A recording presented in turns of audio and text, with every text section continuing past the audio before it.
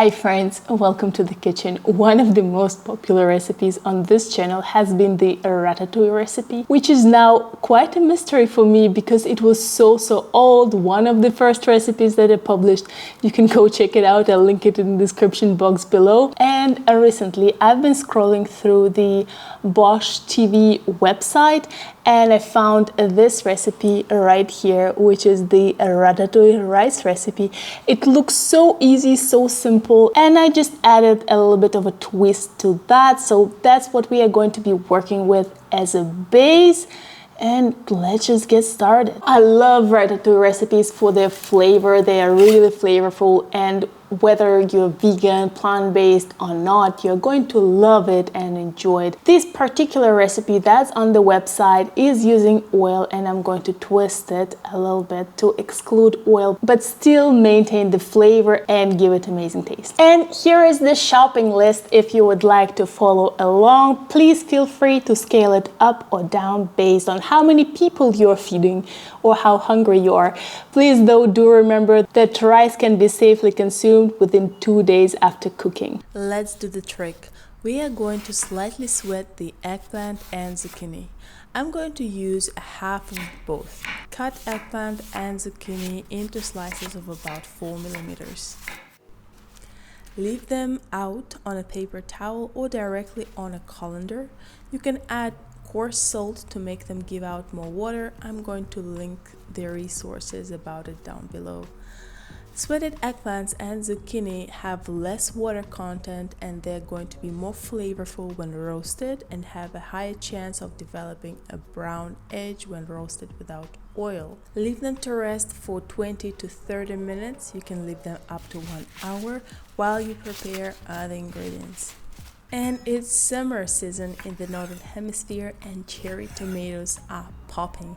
Here are 11, use around 10 to 12 large-sized cherry tomatoes or 24 small cherry tomatoes and cut them in halves. Those are going to be roasted, which will enhance their flavor. Onto the garlic. Don't be afraid of using garlic here. After roasting, the taste is going to become very mellow. 3 to 5 garlic cloves, crushed and minced. I will keep the minced garlic for the end of the cooking process so it doesn't burn. Remember, I do not use oil. The smaller the dice of a garlic, the stronger the taste is and the faster it burns.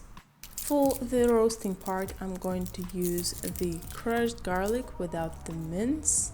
Crushed garlic will be less prone to burning, and as well as that, it's going to be less angry in taste.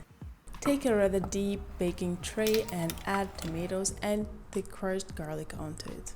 Let's move on to the onions. Meanwhile, heat up the oven at 210 Celsius or 410 Fahrenheit.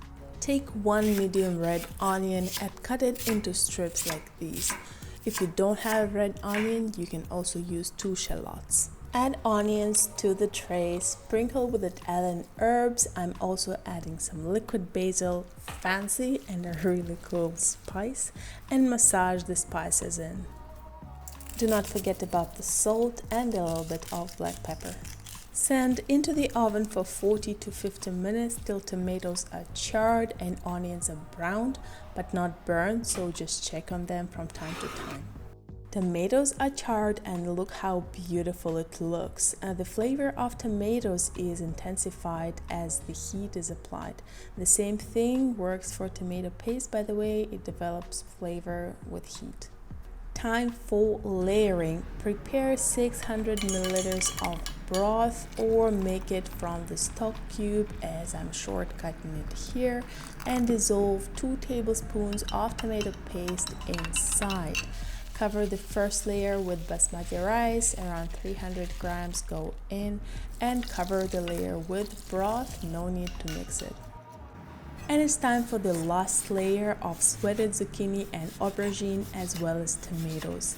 Take 4 medium tomatoes and slice them into 4 millimeter thick circles.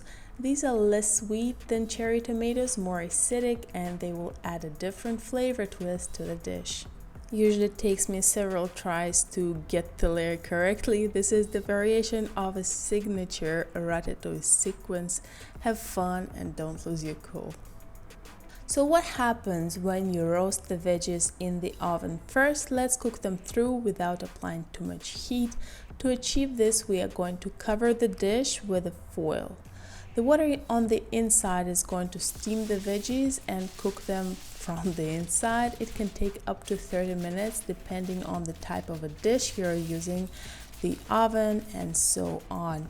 Check them after 15 minutes to see if the aubergines and zucchini are still raw, and the vegetables should be soft to touch, but of course there will be no crisp. In order to get the crisp, we are sending them into the oven one more time, but before that I'm going to add some herbs.